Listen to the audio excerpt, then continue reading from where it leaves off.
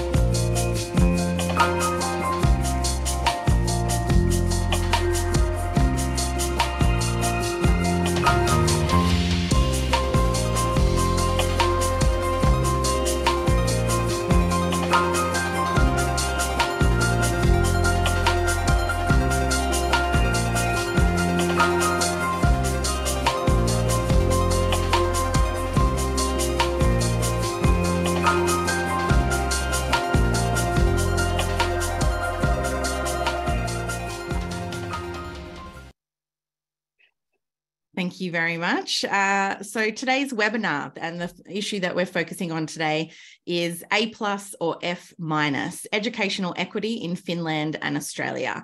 More than a decade after the Gonski review into Australia's school funding aimed to reduce the impact of social disadvantage on educational outcomes, it seems that those outcomes for Australian school children are getting worse. Meanwhile, the success of the Finnish educational system and its outcomes shows that equity drives excellence for all students. So today we're going to be discussing how Australia could move closer to Finland's world-leading achievement by putting equity at the heart of education. And joining me today are our two expert panellists, Pasi Solberg and Carina Haythorpe. Pasi is a Finnish educator, teacher and author. He's worked as a school teacher, teacher educator, academic and policymaker in Finland, and he has advised schools and education system leaders right around the world. His 2013 book, Finnish Lessons, What the World Can Learn from Educational Change in Finland, won the Grawemeyer Award in the United States for an idea that has the potential to change the world. He's currently a professor in education at Southern Cross University in Lismore, and Carina Haythorpe is federal president of the Australian Education Union, a role she began in 2015. She spent 17 years teaching in public primary schools. Most of her teaching has been in low-income areas of Northern Adelaide and Port Pirie in regional South Australia. But she's also taught in the UK and Japan. And as president of the AEU, she led the union through a long-running industrial dispute with the South Australian government, as well as organising the I Give a Gonski campaign, as well as the Stop TAFE Cuts campaigns. Today, we are going to talk a lot about equity in education, and I thought it would be useful for us to begin with a little explanation of what we mean when we say equity. Firstly, it is important to state that equality of opportunity is not the same as equity, but sometimes equity and equality are used as if the terms are synonymous. They are, however, distinct. As Pasi Solberg has written, equality of opportunity does little to address wide inequalities in learning outcomes. And there is nothing wrong with providing equality of opportunity, but equity is something different. 10 years ago, the Gonski Review defined equity as ensuring that differences in educational outcomes are not the result of differences in wealth, income, power, or possessions. But Pasi Solberg, if I can start with you, you've recently written that this definition of equity from the Gonski Review probably needs to combine equality of access and equality of outcomes. How do you define equity, and why is equity important to have a goal in education policy? Yeah, thank you so much, Ebony, and it's a pleasure to sit down virtually with Corina to talk about this very important thing. I also want to say that it's extremely important that we start these conversations with this question that you were asking, Ebony, that what are we talking about? Too often we include equity in education as an idea or goal without being very clear about what we are talking about. For example, it's often believed that equity actually is same as equality of opportunity, that we just make sure that every child has a opportunity to choose the school that the parents or the students want to have. And as you said, that this is not a necessary condition at all. So there has been a significant amount of work recently about trying to clarify the what we mean by equity. First of all, I think it's very important to keep in mind that in many of these conversations, certainly what we're going to have today, equity in education often refers to outcomes. So equity of outcomes, and that's an important thing. Of course, there are different aspects like equity of funding or resources or curriculum or something like this. But I think my definition for equity in education is built around this idea of equity of outcomes. And there we can see, we can include two different dimensions. One is what we in our work has called an individual goal or dimension of equity that requires that everybody, all the children or students, will accomplish or achieve a certain level of education or adequate education, as it is sometimes called. For example, here in Australia, we could say that all young people should have at least 12 years of education, not necessarily the same type of education, but 12 years of schooling that will then allow them to live a good, healthy, and prosperous life of their own choosing. So this adequate education is one dimension that we make sure that each and every child or student will learn what they need to know and be able to do to live a good life. Then the other dimension is what we often call the social dimension, social equity, that requires that the education outcomes, whatever they are, not necessarily just literacy and numeracy, it can be something else as well, are similar across the different equity or social groups. For example, rural and urban and Aboriginal students and the rest, or immigrant students, or those who are not speaking English, and those who are English speakers. And that the learning outcomes, the distribution of these learning outcomes across these different social or equity groups are similar. So if we include these two conditions, this adequate education and the social equity into this definition of equity of outcomes, I think we are much closer to have an understanding of equity in education that will lead to more precise conversations and conclusions also. What do we need to do? You also asked why this is important. I think equity is simply, firstly, it's important because it's a human right issue. It's something that we all should be concerned about, that we need to include every single child into these conversations when we talk about education, that everybody must be on the same bus, so to speak. But then the other thing why equity is such an important thing is that we know from evidence and research that those education systems, whether they are states or nations like we have here, where the equity has been deliberately brought as a policy priority, they seem to do well, also better in terms of quality or excellence. So that's why we today we say that equity in education and quality or excellence in education walk hand in hand. You cannot have either of those without the other, and that's why I think our policies need to be much more clear about how we build this connection between equity and excellence. Yeah, Karina, if I can come to you next, do you have a similar view of equity, and how do we account for equity in the Australian system currently? Is it well understood?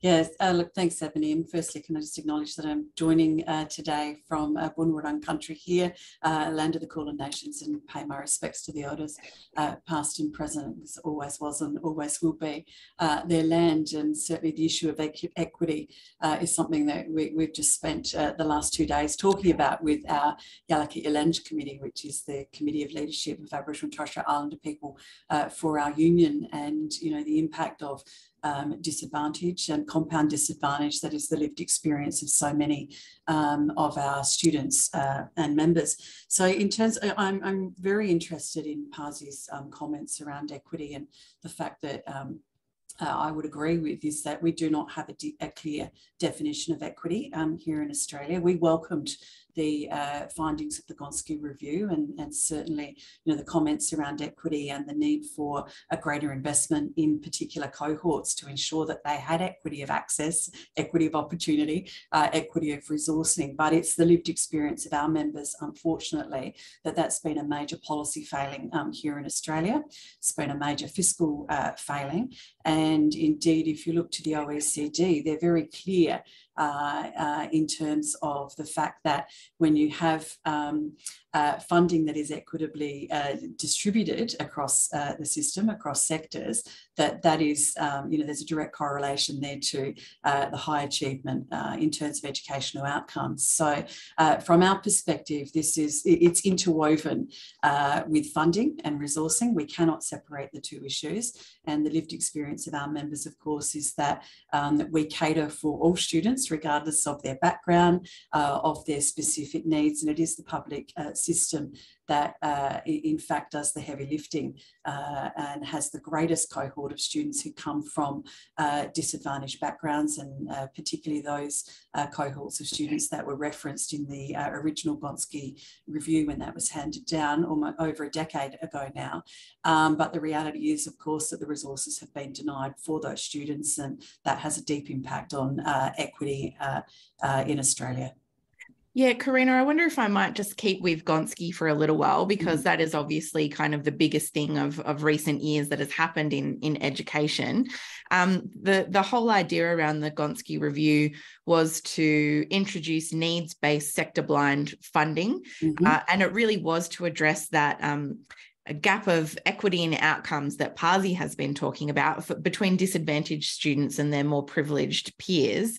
But where are we on those Gonski reforms? What type of disadvantaged students are we talking about in the system, and how are they going in terms of their educational outcomes a decade after Gonski?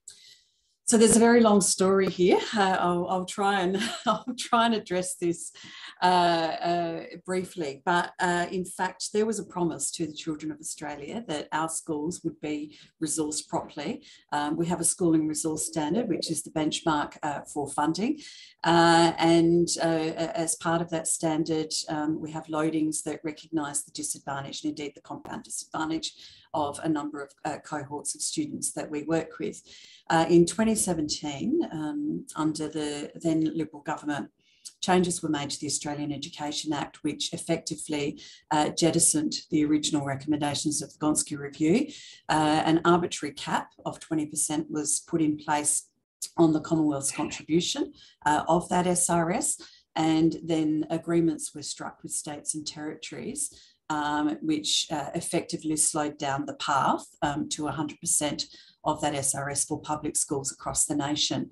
And one of the tricky things in those agreements is what we call a 4% depreciation tax, which effectively allows state and territory governments to reduce their share to that SRS. And the direct result of that is that apart from the ACT, there's not a school in the nation that actually sits, a public school that sits at 100% of the SRS, while the vast majority of private schools are either at or above it, and indeed all will be above it by at the end of this round of agreements. And so for us, there's a deep vein of inequality that exists, and it plays out in our school system in terms of the national workforce crisis that we're currently experiencing, in terms of the lack of support that we believe should be in place for students who have a disability, or who are Aboriginal and Torres Strait Islander background, or live in rural and remote locations, or live in poverty, or whose first language is not English. And this,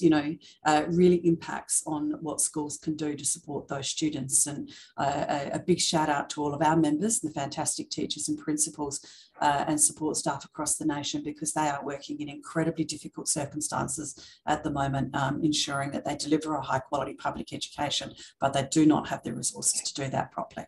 Yeah, I'm sure we'll keep coming back to funding, but Pasi, I wanted to come to you now again with the kind of the Finnish experience, and we might come back to resourcing, but can you just give us a bit of an explanation about how Finland performs in terms of those educational outcomes and equity?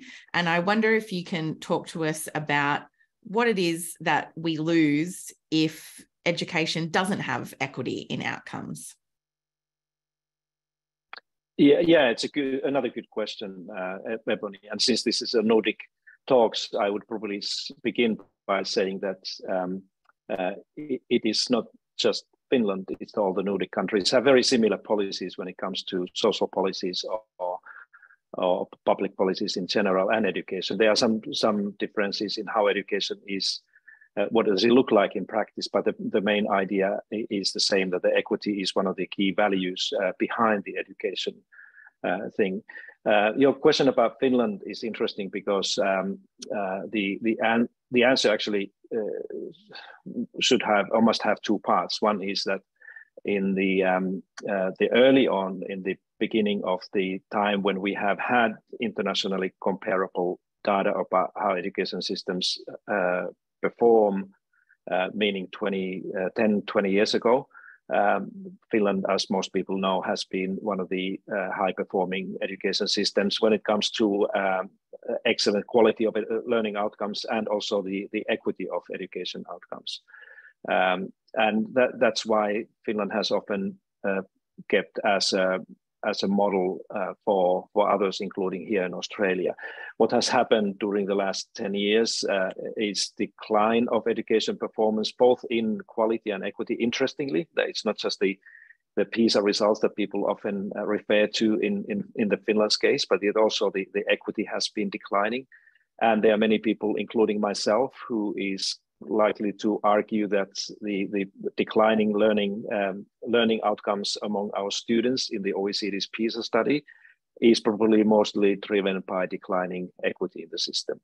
And then the question is that why the equity has been going down in Finland from where it used to be 20 years ago. One thing is, going back to the Corina's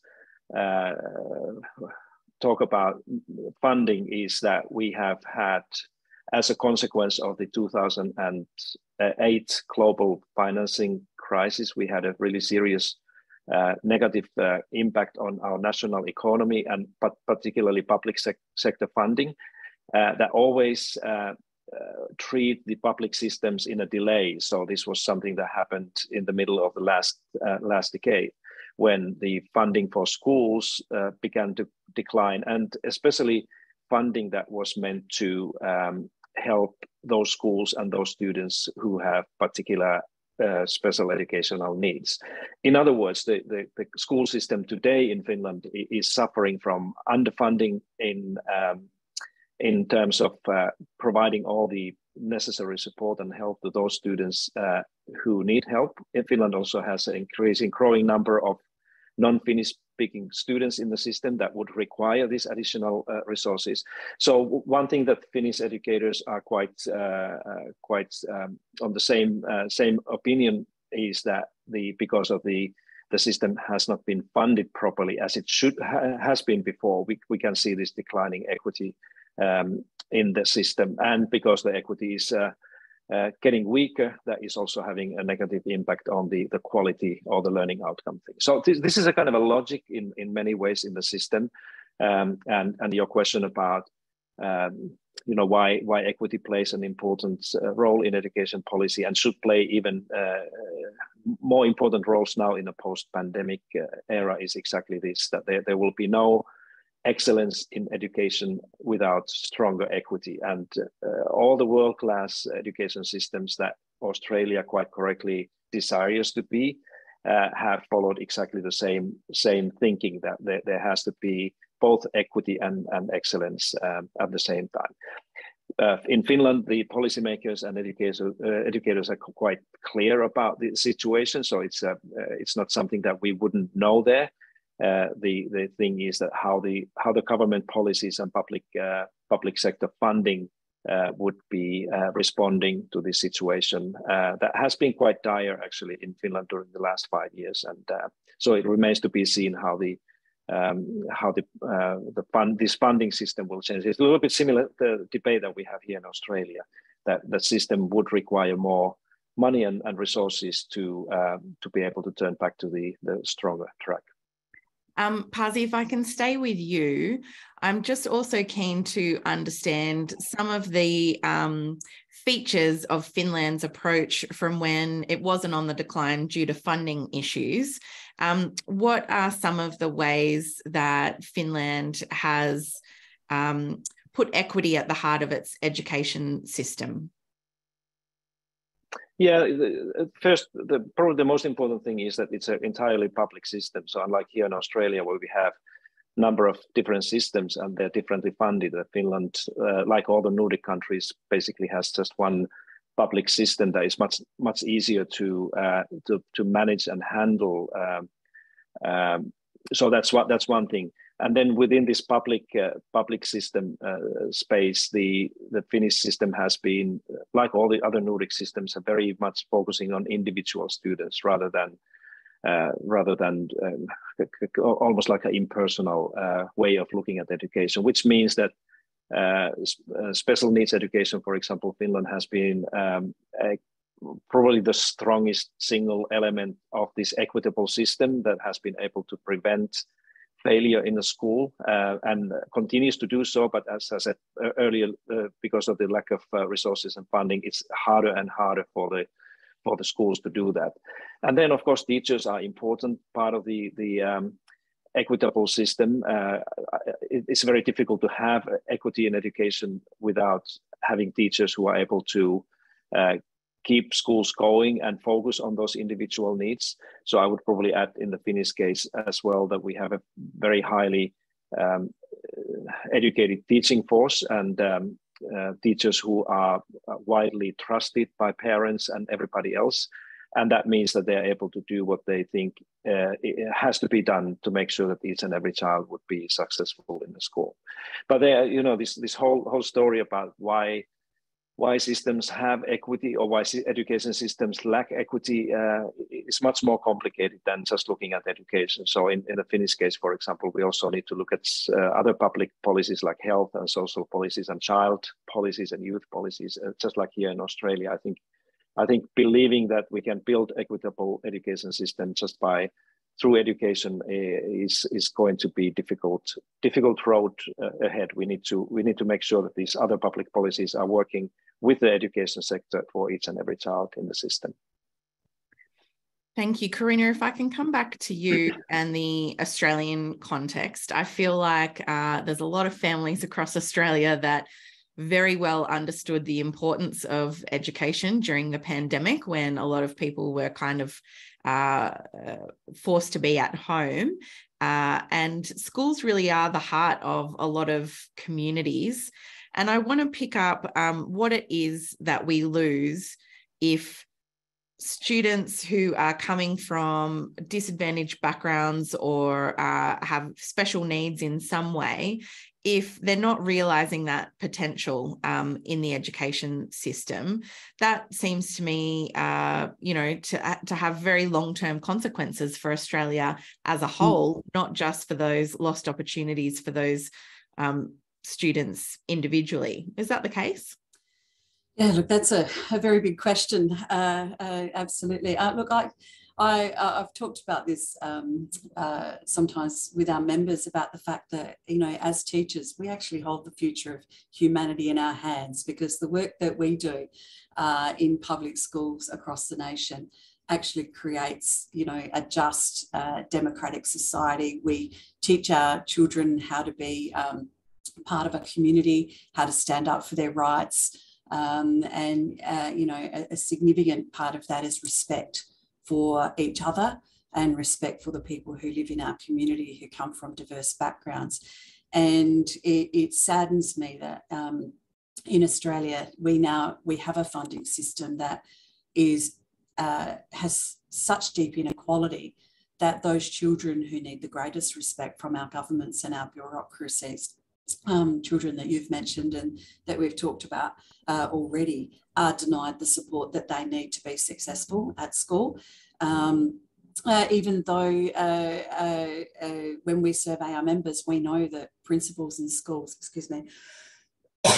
are taking funding from other parts of their budget to meet the shortfalls.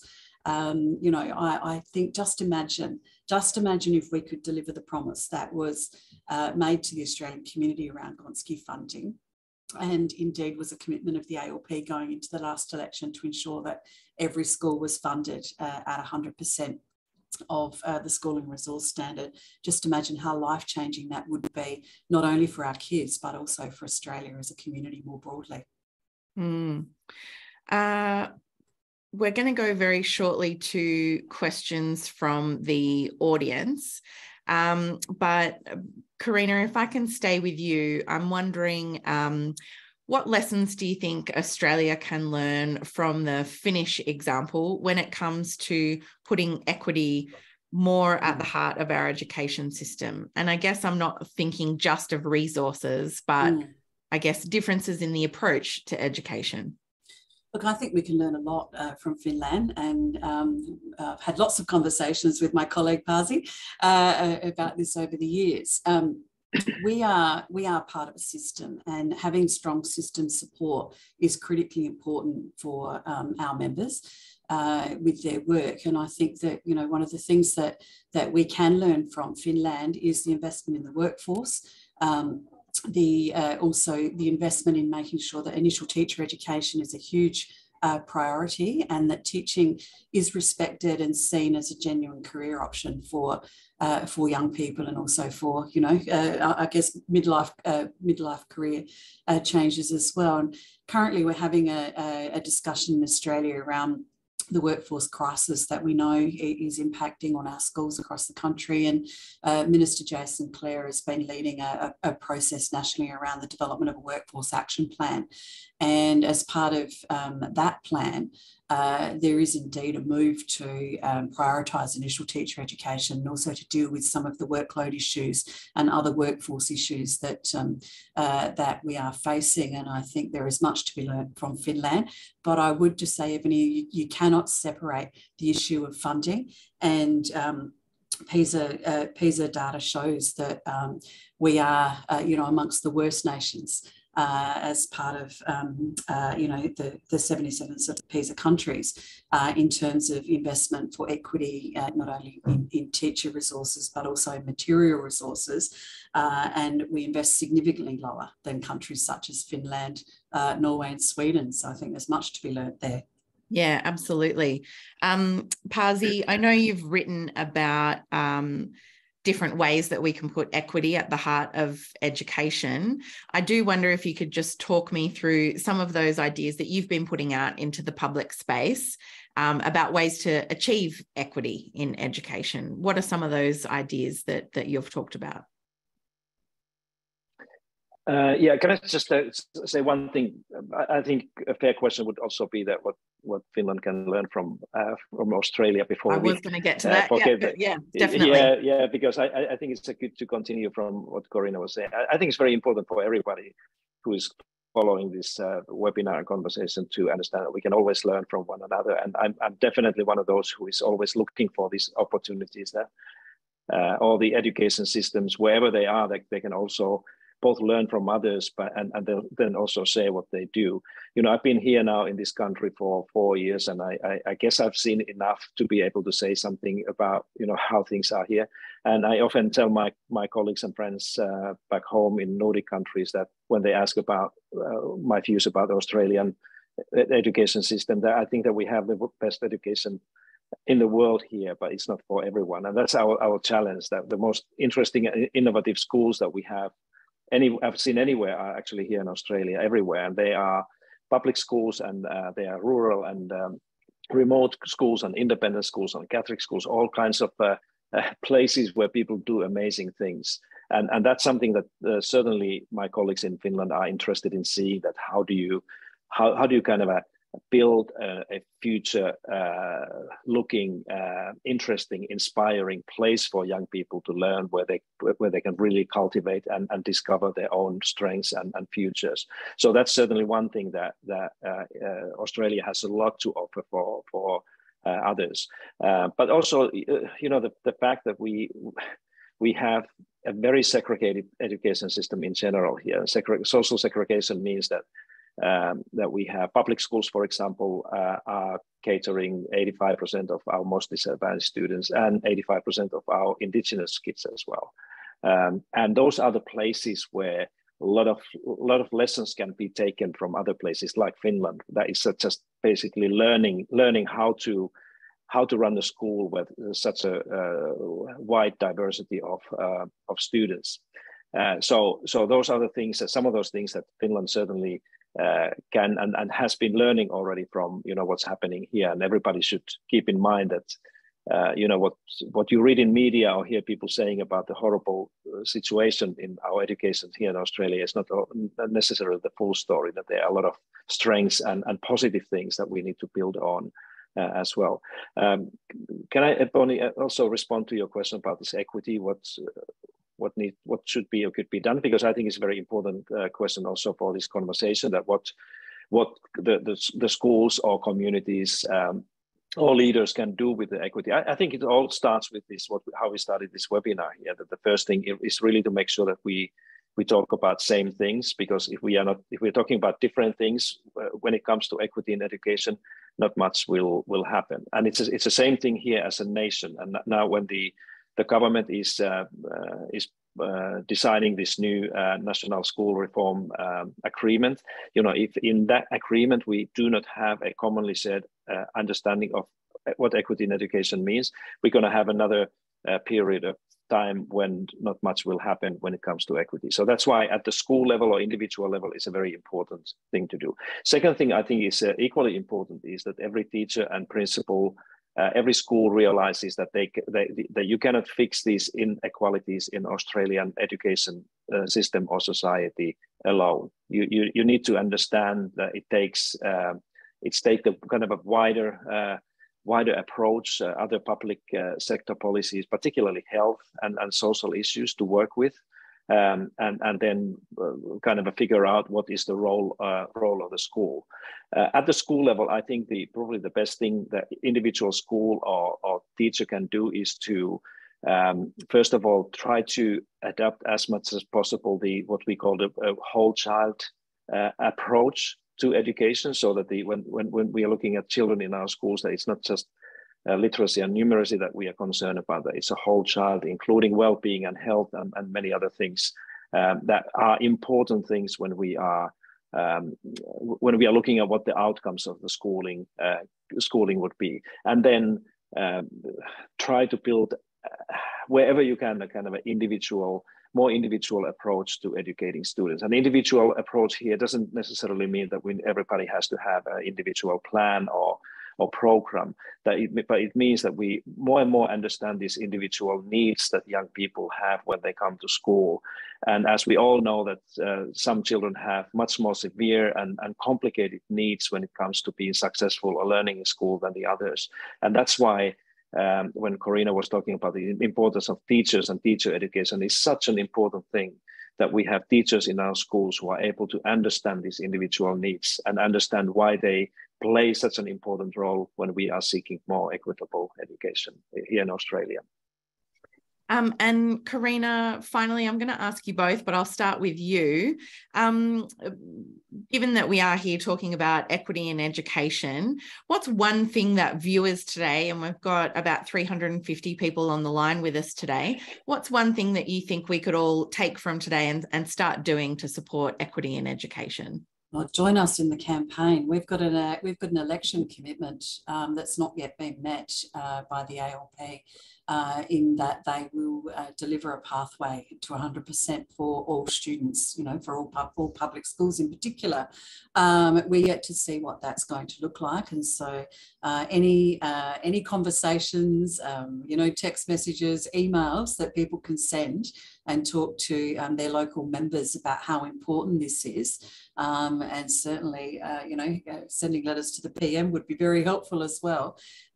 We need to see the realisation of this promise. It was a commitment that was made to our students and to our children, and we've had an entire decade of children who have gone through schooling now without seeing the full implementation of the Gonski recommendations. We've got a real opportunity with the National School Reform Agreement process, which is coming up. Negotiations are due to begin at the end of this year, and that next 4-year agreement can deliver the funding that our schools need, and it can start to address the equity issues and indeed support all children to access a high quality public education. That's critically important to us, and we'll be campaigning on that issue, and I would urge anyone that's interested to join us and have those conversations with their local MPs. And we'll go to questions straight after this, but Pasi, you too, what key action point would you want people to take away from today to support equity in education? Yeah, actually, I steal, Corina, I steal your idea and say that, if you can find a campaign to join, start a campaign, start a movement in your own community about talking about these things, because there's no other better place, a better way to do what we need to do than, start from home and from, talking about these things with your friends and communities and your own schools, asking these questions that what is equity, why is it important, and what we can do about it are such important ways to start a movement and then join the campaign. I often I try to avoid a kind of giving 3 things that you need to do or you can do, because they are often things that some people agree with and some people can do and many others don't. What we all can do is to have deeper and more kind of focused conversations and debates, particularly now when we have a holiday season. Of course, everybody should go to the beach and have their barbie and enjoy the kind of a well-deserved holiday. But this is also an opportunity for us to sit down and get into this conversation about education and what type of schooling do we want to have here and see in the future in Australia. And big part of that conversation, of course, is the question that how do we make sure that we do not continue to have the world-class schooling for some students and some kids here in Australia, but how do we have a system that is equal and fair and inclusive for each and everyone. Well, we'll, with that, go to questions from the audience. And as I said, we've got about 350 people online with us today. So don't forget, you can type your question into the Q&A box if you've got one there. The first question I want to ask is from Bernie McComb, and I'll ask both of you to address this. One pertains to Finland and the other to Australia. So Bernie asks, is it true that schools in Finland are a maximum size of 400 students? And what do you think about schools in Australia that have up to 2,000 students or more? So Pasi, I might put that to you first about the size of schools in Finland. Yeah, no, it's not true. And I do think that, the large schools like 2,000 students is it's probably too big. We don't have any in Finland. We don't have any schools that would be 2,000. But the trend there has been that the size of schools have been growing, and now we have few schools that have more than 1,000 students. And many people there, if you go and talk to teachers or principals, they think that it's quite a lot of students. But yeah, there's no such a limit as 400. Yeah. Karina, that question around school sizes here, do you have anything to kind of contribute on that in particular? I think the issue is less about school size and more about class size. Our members will tell you that that we're seeing increasing class complexity in terms of the students that they're working with, and yet many of our classes are around 30 or even more. And it's always rather amusing when I meet politicians or other commentators who say, look, class size doesn't matter. And then you discover that their children are attending a private school that's got a class size of 17 or 18. I think, well, it might not matter in your school and in your context, but it certainly matters in our context. And that capacity to have a reduced class size actually enables more time for the teacher to spend with all students, but particularly those students who require additional help. So I would say, rather than the school itself, let's actually focus on the issue of classes.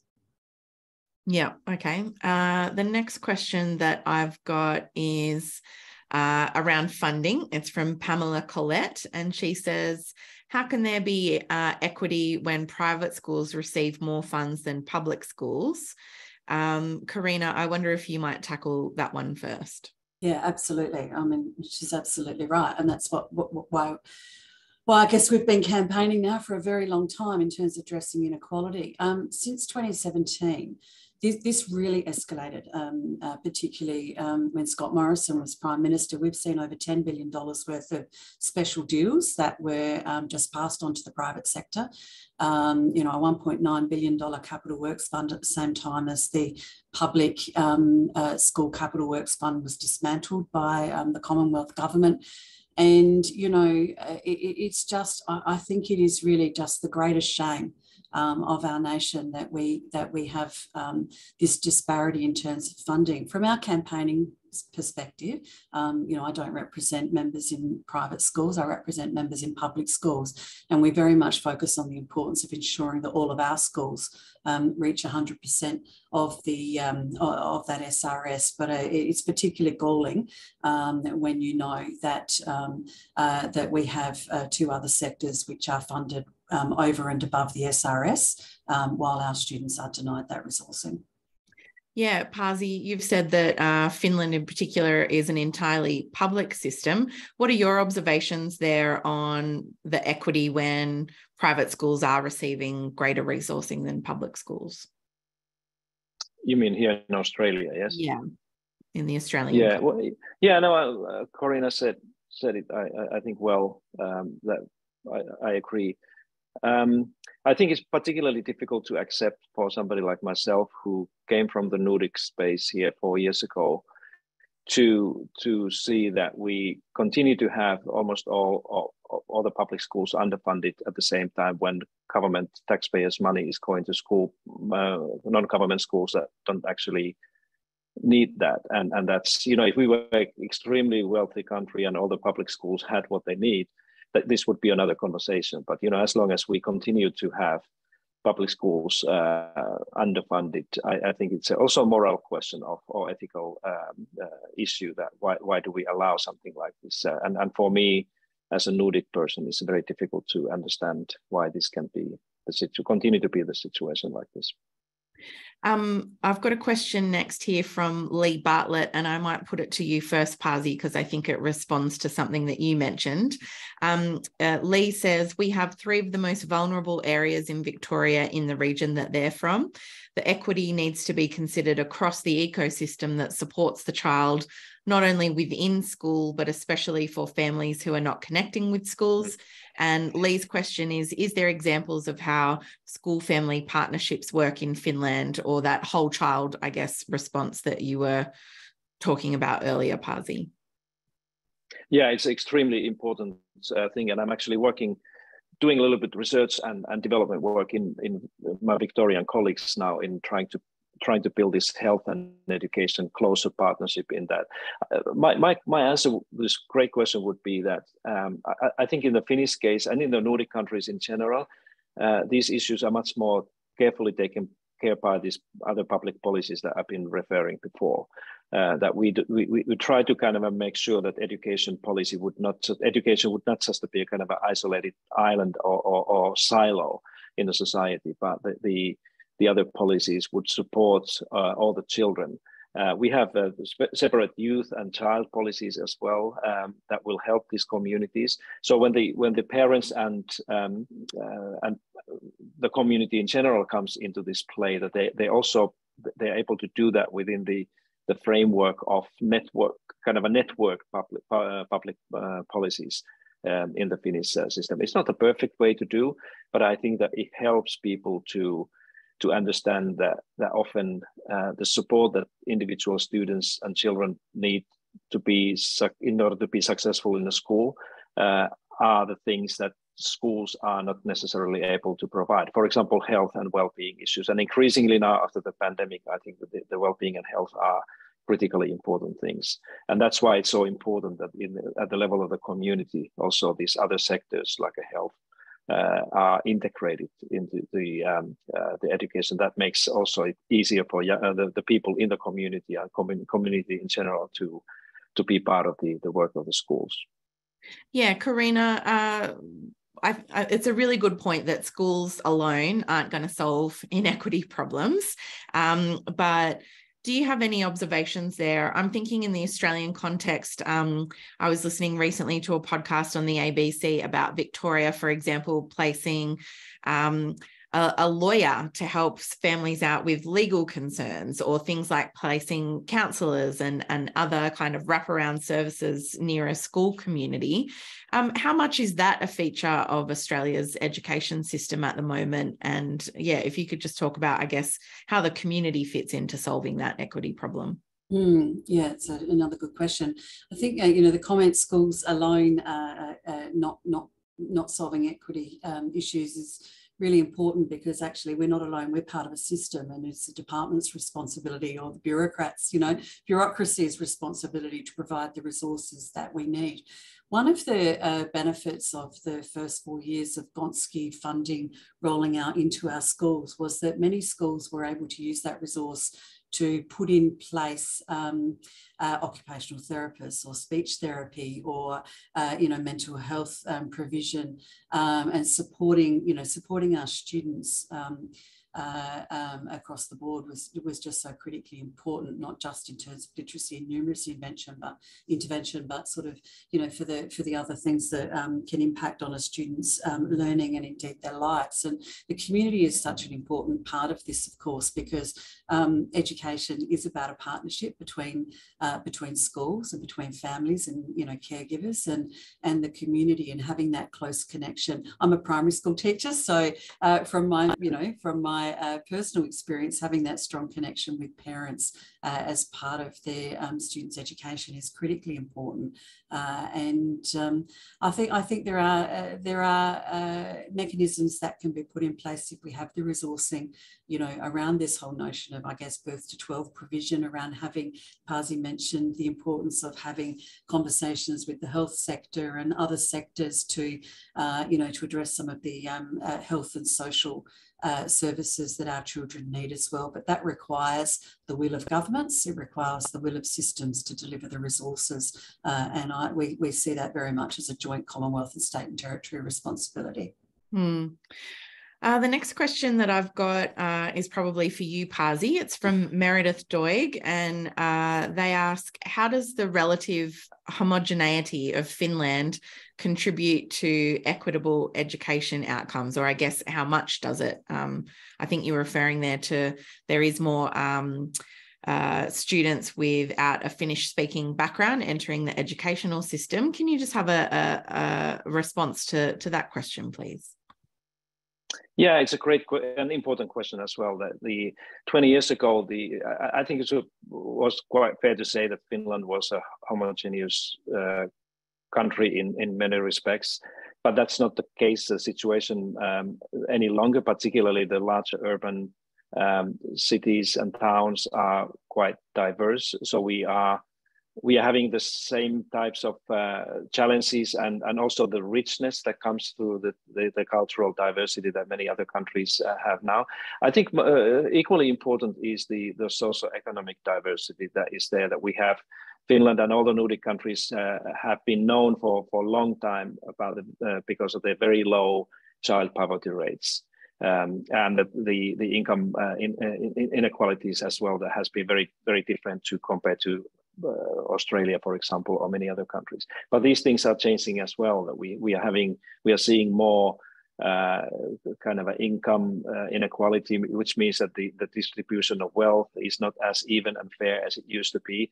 And certainly we have more children living in poverty, coming to school from very disadvantaged backgrounds today compared to what it was 10 or 20 years ago. And so it's not just this cultural diversity of the things that come with the migration or immigration. It's also the society is becoming unfair, unfortunately, and that's one of those things that the Finnish policymakers and current government, for example, and all the Nordic governments are very well aware of, and they try to work on this. But this socio-economic disparities now in the societies is a big driver of these education inequities as well. Karina, I wonder if I might put that same question to you, but in a different way. Australia is very proud of its multicultural history. We're about to go to a referendum next year for an Indigenous voice to Parliament. I guess I want to talk about, I wonder if you could talk about how much of a strength that is of Australia's education system, that we do have a wide diversity of students and backgrounds and cultures that all contribute to the public education system. It's a huge strength, and it's one that we're very proud of in terms of ensuring that all children, no matter their background or circumstances, have access to a high quality education.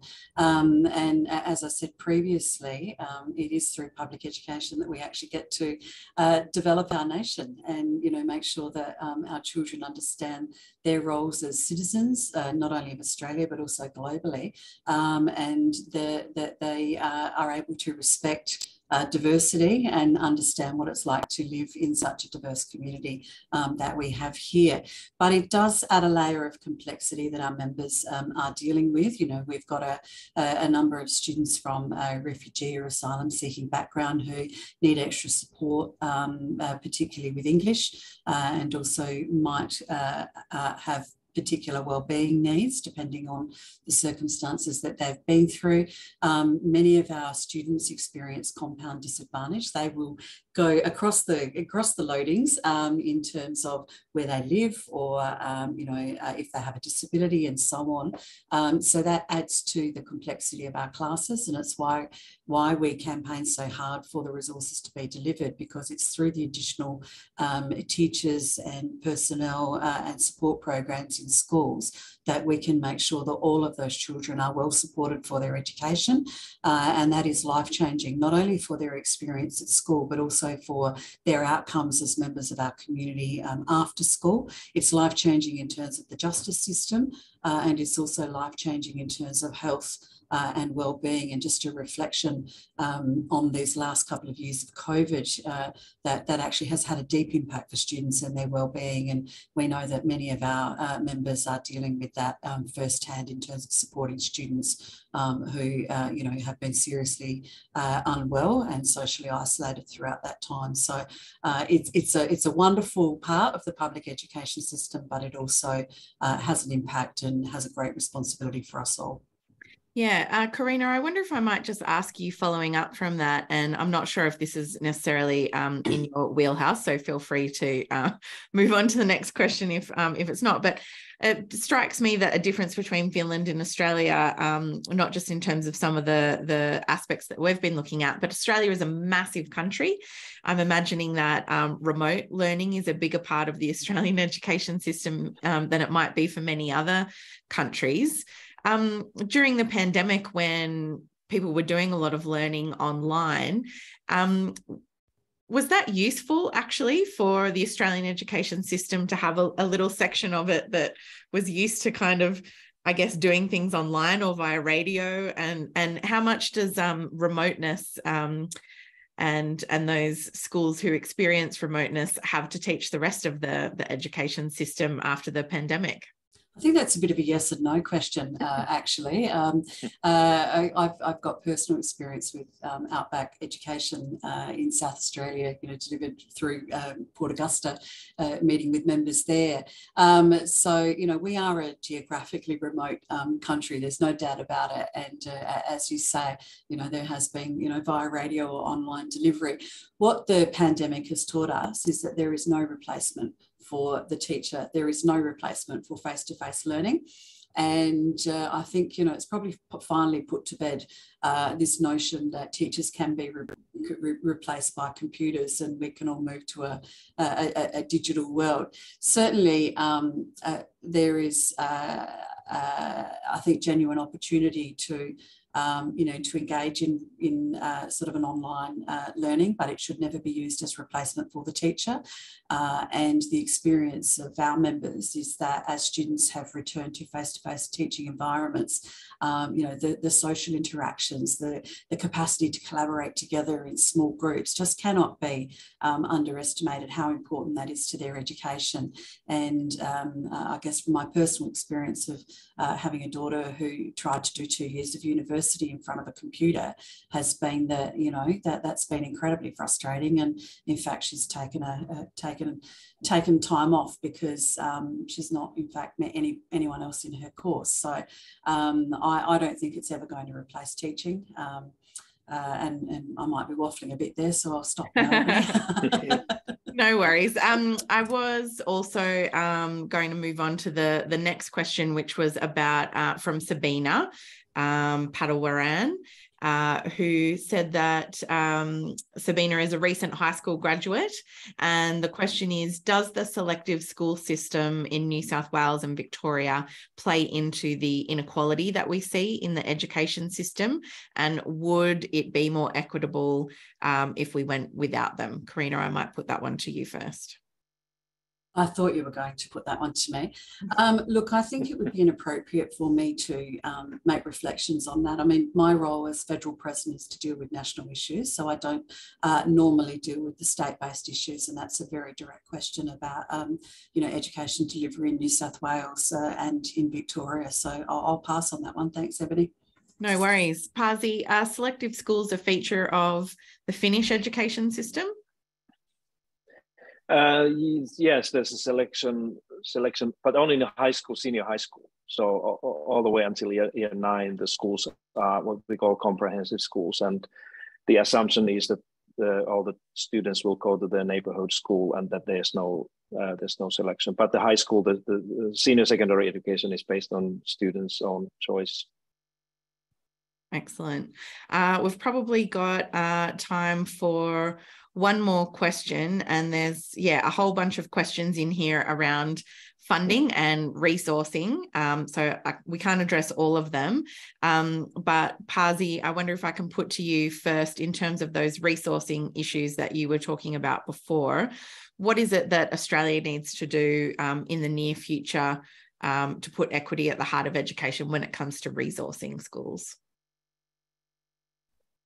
I think we had a fairly good plan 10 years ago with the Gonski review that basically laid the foundation for the idea that there should be a fair funding for schools based on their needs. And I think that, although there are some things that obviously needs to be updated in the Gonski's initial review thing, but this would be a good starting point for the funding review. And I think that this is really what we do need. It's difficult for me to imagine that we are able to, again, have a world-class school system for each and every Australian child if we continue to spend money on education and schools as we do right now. This funding has to be seen much more as an investment on people rather than spending on schools that don't necessarily need that. And that's why I think we don't need to invent new ideas. We just need to, in Australia, to go back to some of these conversations and ideas that have been done before and just update them. I think we have seen already enough reviews and commissions and reports in this country with very little impact or change in the system. And now I think it's time to take these things to heart and make sure that we do what people really want to do here. And we also know that, for example, from our own research and work here in Australia, that most Australians would like to have a more equitable and fair education system. That it's not true if somebody says that this is what people want. This is not what people want. This is what some people want to have a system like this. But most of us here in this country, we would like to see education systems as they are in many other advanced nations, including places like Canada or Nordic countries, and it's all within our reach if we just want to do that. And funding our schools is one of those things that we have to start with. And Karina, what's the job ahead when it comes to equity and funding? Well, it's very easy. We need to deliver the promise that was made by the Gonski review to our children, and that is to achieve at least 100% of the score and resource standard. The SRS is actually a benchmark that's well understood and accepted across all layers of politics. So it's not the SRS that's the issue, it's the will of governments to fund it. And this has to be a joint responsibility. So the Commonwealth needs to lift their share and state and territory governments need to lift their share. And while they're doing that, they also need to restore capital investment for our schools so that public schools can have state-of-the-art infrastructure and learning centres for our children across the nation. So this is achievable. It's it not only is it achievable, but it must be achieved. And we would expect that this is led by the PM. He talks about his understanding of disadvantage and his lived experience of that. So we would expect them to meet their commitment and get state and territories to step up and do so as well. Thank you so much, Pasi Solberg and Karina Haythorpe. And thank you everyone for joining us today. I'm afraid that's all we've got time for. Thank you to Nordic Talks for helping sponsor this series. Please keep an eye out on the Australia Institute and Nordic Policy Centre websites and your inboxes.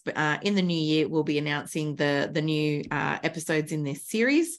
We're hoping to look at cycling policy from Denmark and getting people into active transport, as well as Swedish industry and how it's greening its industry and manufacturing sector, and a lot of other exciting issues as well as media reforms coming up. So keep an eye out for that in the new year. This recording from today's session will be available as a podcast on the Australia Institute's Follow the Money podcast. Don't forget to subscribe to the Nordic Talks podcast as well. You can find that wherever you normally listen to podcasts. And if you're interested in what Australia can learn from Nordic policies, don't forget to sign up at nordicpolicycentre.org.au. That's our specialist research centre that looks at various policy lessons that Australia can learn from the Nordic countries. Thank you so much again for joining us today. And thanks again to our guests, Karina and Pasi. And we hope to see you all next year. Thanks very much. Bye-bye. Thank you. Thank you.